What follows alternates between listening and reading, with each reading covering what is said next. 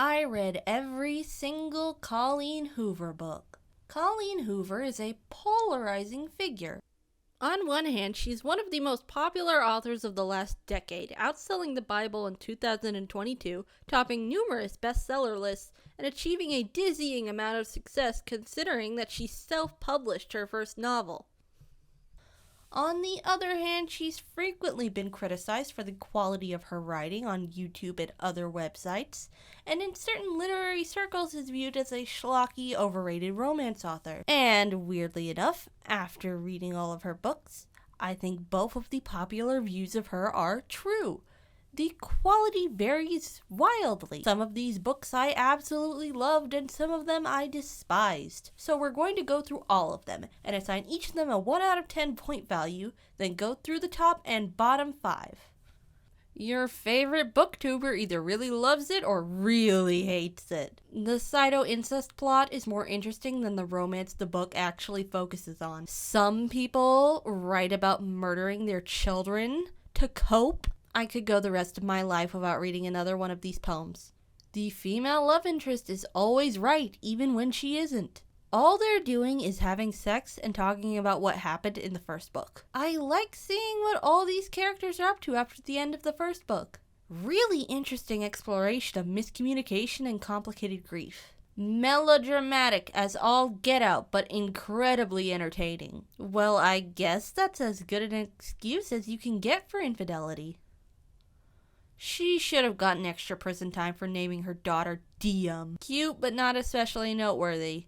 I hope Warren goes to hell no matter what. Way more interesting than the first book. You know, there's only so far a Freudian excuse can go. Finally, a love interest that isn't a complete pill. One of the only books where the love interest acting like a jerk for some mysterious reason is actually explained in a satisfying way. I like it, but did it have to be its own book? Good God, these side characters are great. Heartbreaking look at a couple's struggle with infertility.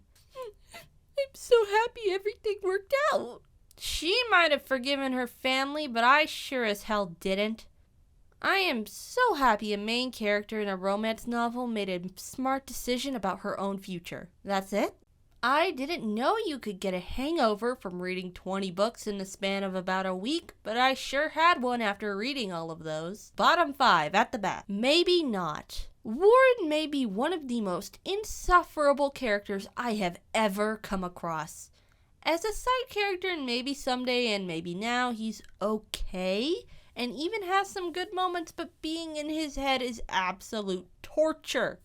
He's a total sexist pig, acting like a lunatic because a girl has moved into his apartment where he doesn't pay rent, and at the same time, staring at her body constantly and becoming obsessed with finding a porno she was in years ago when he overhears her talking about it.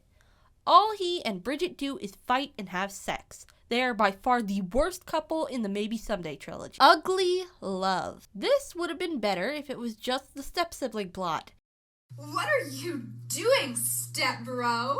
It's another story where the main guy is an absolute jerk to the female lead, but they're attracted to each other, so it all just works itself out eventually. I don't know how you could find someone hot when all they do is disrespect you constantly. As for the "what are you doing, step-bro" plot, it could be way worse than it is. This Girl and Point of Retreat. These are both part of the Slammed series, and This Girl is basically just a retelling of Slammed, so I'm counting them both as the same thing. Point of Retreat is terrible because it does that thing that romance trilogies love to do, where the main couple breaks up for a stupid reason just to get back together at the end. I like the side characters, and I wish the book was just about them, because Lake and Will are getting on my last nerve. Also, why is Will's grandma happy to see Will's ex-girlfriend who dumped him after his parents, his grandma's daughter, and son-in-law haven't even been dead 2 weeks? Why would you not throw that girl out the minute you saw her face? And while I get that Will was just trying to comfort her when she was upset, why would you kiss your ex-girlfriend on the forehead? And why do you care about comforting someone you don't even like? This girl is mind-numbingly boring. It's just the first book being retold from Will's perspective. It isn't even worth going into detail about. November 9. I was actually enjoying this one until it got stupid. This book is about a girl, Fallon, who was an up-and-coming actress when she was 16. But after a house fire left her with severe burn scars, she didn't fit the physical ideal of an actress anymore, so no one would cast her. Then, after a disastrous dinner with her dad, she meets this guy, Ben, who she has a fun night with, and they decide to meet every year, once a year on November 9th. So up to a certain point, I was having a lot of fun with this book. Ben was a little bit douchey in the beginning. He starts talking about her underwear the first night they meet, and it's incredibly awkward. But as the story went on, I was just getting more drawn into them as a couple. And then we find out that Ben started the fire that caused Fallon to almost die and lose out on her acting career. Okay, I can hear you saying maybe he didn't know that he started the fire somehow, or he didn't know that it was that specific fire that got Fallon hurt. Nope, he knew the whole time that he was the one who had done that to her. He's gone through their whole relationship knowing. When he was talking about her underwear the first night they met, he knew he almost killed this girl. And then she forgives him? Because he did it because he was trying to set her dad's car on fire? Because he thought his mother killed herself because of him? Which doesn't make this any better? Stop it. Get some help. Never, never. This book is way too short. It's about this couple that developed amnesia at the same time, and they have to figure out who they are and what their relationship to each other is, and they keep losing their memories at the same time every week. There's this really nice buildup of mystery and foreboding, and these two finding out that they weren't exactly good people before they lost their memories. But the ultimate explanation for why the amnesia was happening is really cheesy and dumb. And the entire book ends up feeling underbaked and like it lost out on its true potential. 5 best. Confess. Finally, a book where the love interest is actually a decent human being. Confess is, at its core, about a woman caught in the middle of a bad custody situation, where her late partner's family manipulated her to giving up primary custody of their son, and now uses the kid as a pawn to control her. The conflict between her and the love interest comes about because of circumstances that are ultimately beyond both of their control, and it's really refreshing to see these kinds of characters act in a reasonable manner. It wasn't fantastic, but I had a good time. It ends with us. People tend to either really love this book or really hate it, and I am smack dab in the middle. It took me a while to get invested in this book. I thought the characters came across as kind of twee at times, but once I got into the story, I couldn't put it down. And I will admit, reading Hoover's author's note at the end of the first book did endear me to the story more. I understand what she was going for in showing Ryle in not a sympathetic light, necessarily, but a human light.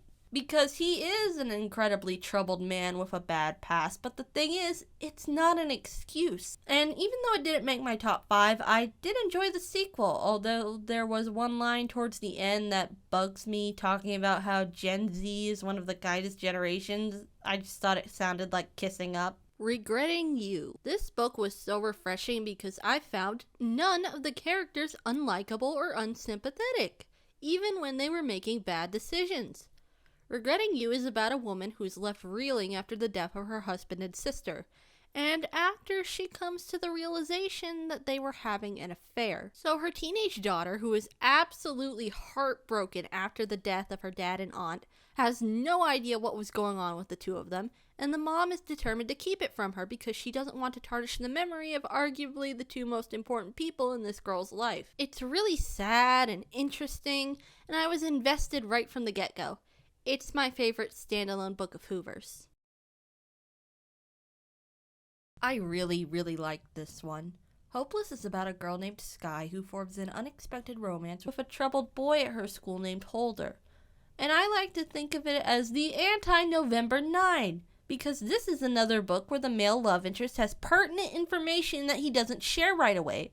But here it's because he's honestly not sure that he's correct, and then when he turns out to be right, he's in denial because what he knows about Sky is directly linked to a traumatic event in his own past that he isn't responsible for. Like Slammed and This Girl, there's an alternate POV book, Losing Hope, and while I liked the added insight into Holder's point of view, I feel like it would have been better if that and Hopeless were combined into the same book with the point of view switching between Holder and Sky.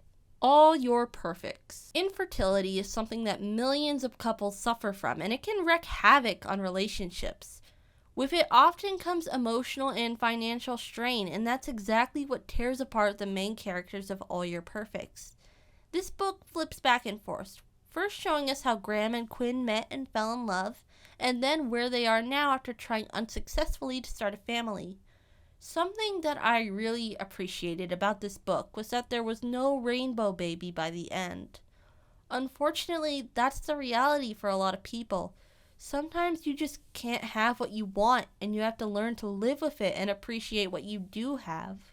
Although I did love that Finding Perfect, which is a little novella pseudo-sequel, tied everything up for Quinn and Graham in a nice little bow. That they did get the child they wanted all along, even if it was in a different way than they first imagined. So that's all of them. Do I think Colleen Hoover is the Charles Dickens of the 21st century? No. Do I think she's an evil witch single-handedly destroying the integrity of modern literature? Also no. I think she's a popular author who has written some good books and some slop, and I'm going to take a long break from her work after reading all of these books in such a short span of time.